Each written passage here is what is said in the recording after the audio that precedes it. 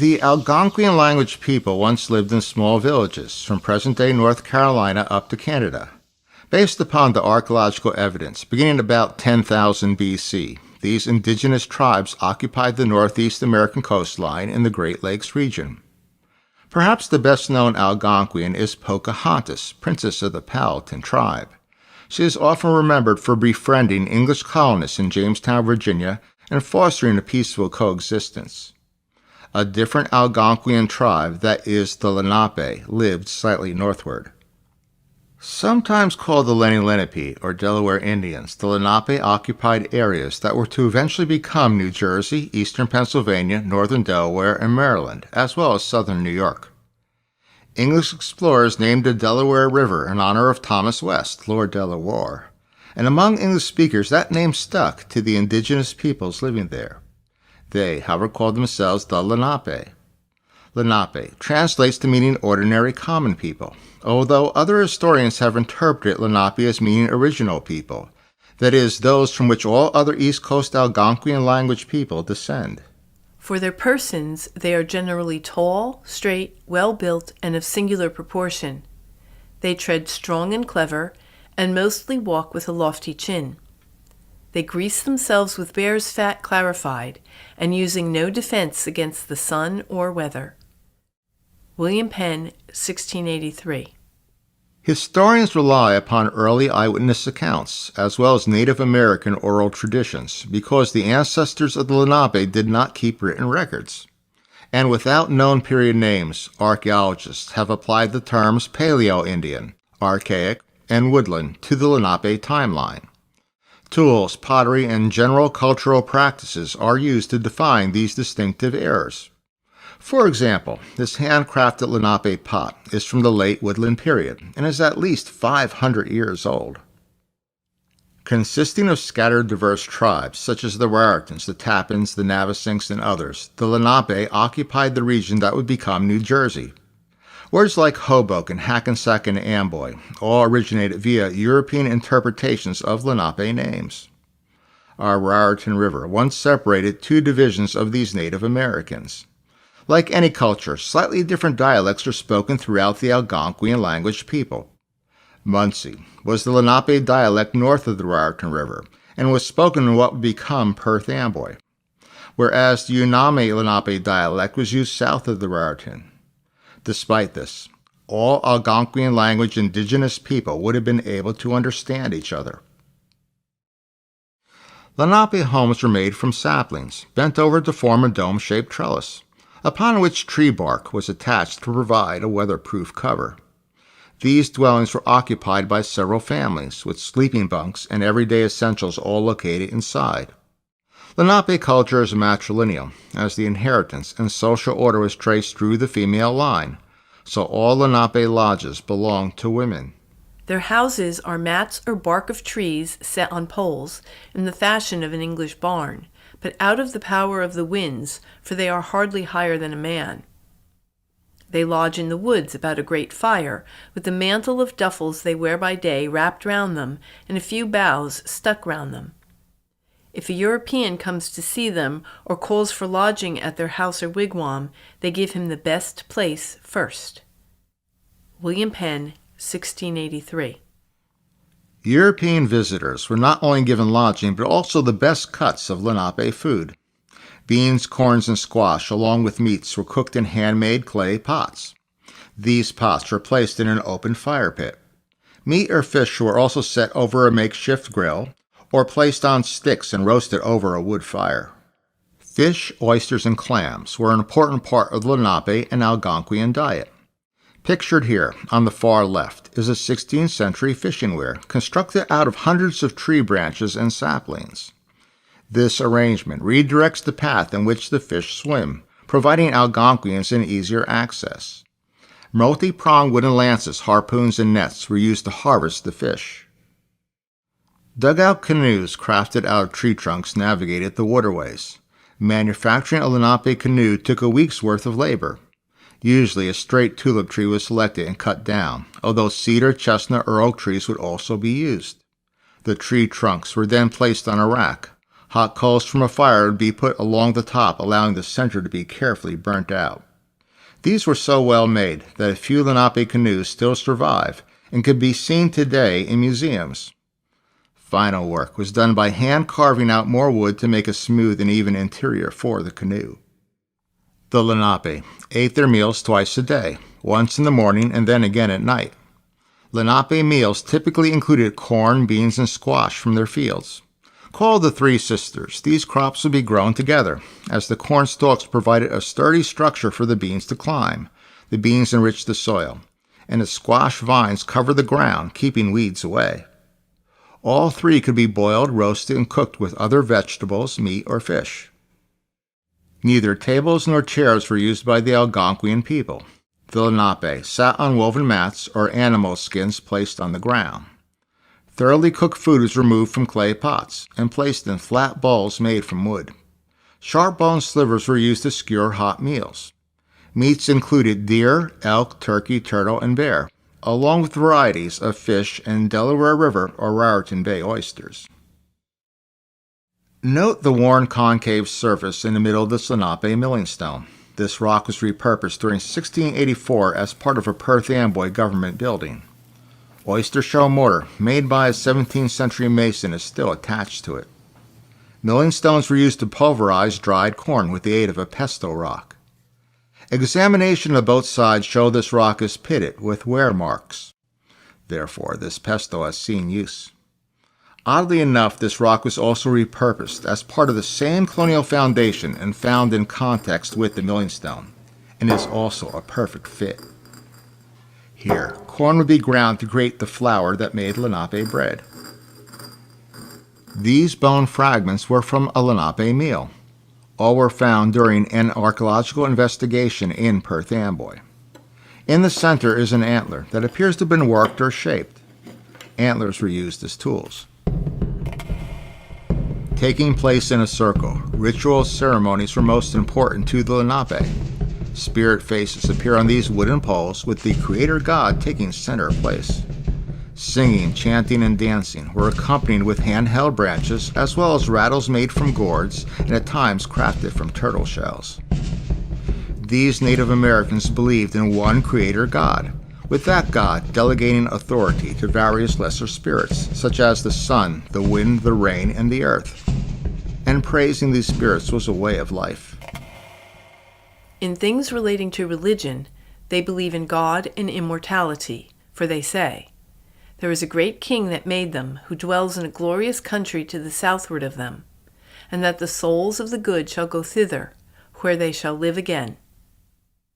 William Penn, 1683. Tobacco was also used in Lenape rituals. Both the tobacco and the smoking pipes are thought to be sacred. Tobacco smoke was used as an offering to the lesser spirits. At times, tobacco was burned as incense while calling to a spirit for help. Lenape chiefs and their advisors typically smoked before making decisions. Smoking was engaged before going to war, making peace, or trading important goods. Wild tobacco leaves and blossoms were dried, and then 2/3 were mixed with 1/3 roasted sumac leaves. This combination was unique to the Lenape. Based solely on the smoke smell coming from this mixture, colonial settlers were promptly able to recognize the Lenape from other Algonquians. At the time of European entry, the Lenape were still basically in the Stone Age. These pieces were excavated during a Perth Amboy archaeological dig. The jasper and flint flakes exhibit evidence of Lenape craftsmanship. Taking many years to master, the skillful chipping of flint, along with other stone types, produced the needed tool. Pendants, drills, scrapers, knives, and projectile points were carved out of a single rock.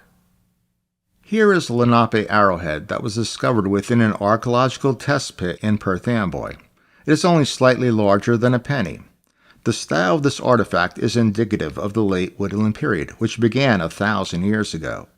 Prior to European settlement, Lenape hunting grounds extended across large tracts of land, such as the entire Middlesex County. Hunting devices were not only woodland period bows and arrows, but also snares, traps, and spears. Deer, along with other animals such as beavers, were not just food sources, but their hides were also used for clothing. Later, with the arrival of Europeans, beaver pelts, along with bear, otter, and deer skins, become a valued trade item. While the Lenape had used animal pelts for clothing, blankets, and pouches, white traders valued furs for profit. European settlers followed a way of life that was very different from the Algonquians. The Lenape believed the Creator God gave the plants, animals, and the earth for the use of all people. That is, the natural resources and the land itself could not be owned by any individual. In stark contrast, European colonists believed the land could be owned outright, with many Europeans traveling to the New Jersey colony in an effort to acquire their own property. The woodland period Lenape and their ancestors did physically leave their mark on the land. While these indigenous people did not have a written language, they did carve petroglyphs. Archaeologists believe this petroglyph was completed around 1,000 years ago. Most petroglyphs are carved using harder rocks, that is, a stone, chisel, or hammerstone. At no more than 3/8 of an inch deep, petroglyphs can be difficult to see and are best perceived when the sun is at a low angle to the rock. And when viewed, these images are a direct window into the minds of early Native Americans. Petroglyphs were a form of symbolic communication. Historians believe petroglyphs convey an important message. However, we do not know what that message is. In theory, these might describe tribal boundaries, hunting grounds, or perhaps a sacred location. The Lenape were experts in carving stone and shell. Excavated at a Perth Amboy dig, 2 worked rock pieces and a button were discovered together. The button was hand-carved out of a single clam shell. Perhaps this button was made by Native Americans for trade with Europeans, or conversely, traded by white settlers to the Perth Amboy Lenape. Archaeologists found fragments of a copper pot from an early Perth Amboy colonial site. This vessel was purposely cut up, as it was common to trade copper pieces to the Lenape. Highly prized among all Algonquians, copper was worn as a status symbol. And while trading was constant, all was not peaceful. During 1634, the Lenape fought the Susquehannock Indians, later warred with the Dutch, and then battled the Iroquois. In all of these conflicts, the Lenape were defeated. And in addition to deaths from war, European diseases, such as the measles, smallpox, cholera, and the flu, also decimated the Lenape. Within only a few decades, the East and West Jersey Lenape population was reduced from around 20,000 to only 2,000. And by the time of East Jersey proprietor and Pennsylvania founder William Penn's arrival in 1682, the Lenape were only remnants of a once great tribe. According to legend, the Lenape presented William Penn with this wampum belt in 1682. This belt was a highly valued item. Clam and whelk shells were used to make this most valuable trade possession. Wampum is a European contraction of the Algonquian word for string shell beads. The making of this belt was time-consuming. Each small bead shown here was hand-carved. Rubbing on stone smoothed out the beads. After shaping, a hole was drilled into each of the clam beads. Finally, all were connected with deer hide and plant fiber. The purple beads originated from clams, while the lighter ones came from univalve whelks. Besides being used for adornment and trade, wampum was also employed in healing rituals, and more commonly, it was used in the same way Europeans exchanged money. While East Jersey and Pennsylvania proprietor William Penn was known for purchasing land from the Lenape, he was not the first to do so. In 1626, the Dutch purchased Manhattan Island. 3 decades later, Augustine Herman purchased a large section of central New Jersey from Lenape Chief Matano and others. That land included what was to become Perth Amboy. Herman and Matano called the area where the Raritan River and the Arthur Kill meet Ampogi, which was later corrupted into the word Amboy. During 1638, colonists from Sweden acquired Lenape land along the Delaware River. These settlers named their territory New Sweden. Fortifications were built as a defense against Native American warriors. However, such forts were not needed. While almost every colony in North America had bloody conflicts with indigenous tribes, the Swedes did not. For the most part, the Swedish relations and trade with the Lenape remained peaceful. Eventually, less than 20 years later, New Sweden was taken over by force, when Dutch soldiers arrived. In 1664, a much stronger military force displaced the Dutch. 4 British warships sailed into Manhattan Harbor and took control of the Dutch territory. Numerous new land deals, by means of signed treaties, were completed between the Lenape and the English. When the purchase was agreed, great promises passed between us of kindness and good neighborhood, and that the Indians and English must live in love, as long as the sun gives light.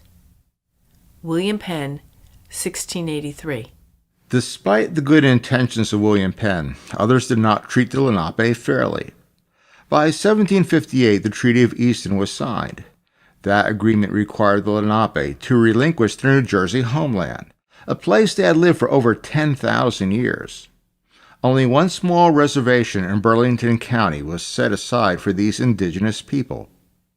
A few Lenape remained in various regions of New Jersey, with some retreating to remote areas, and others marrying into European families. Today, descendants of Native Americans have formed 3 New Jersey-based tribal councils. Still, many others, the direct kin of those forced away, live in Oklahoma, Wisconsin, Kansas, and Ontario. All in all, let us remember, the Lenape were, and still remain, a part of our diverse culture, as well as our rich history.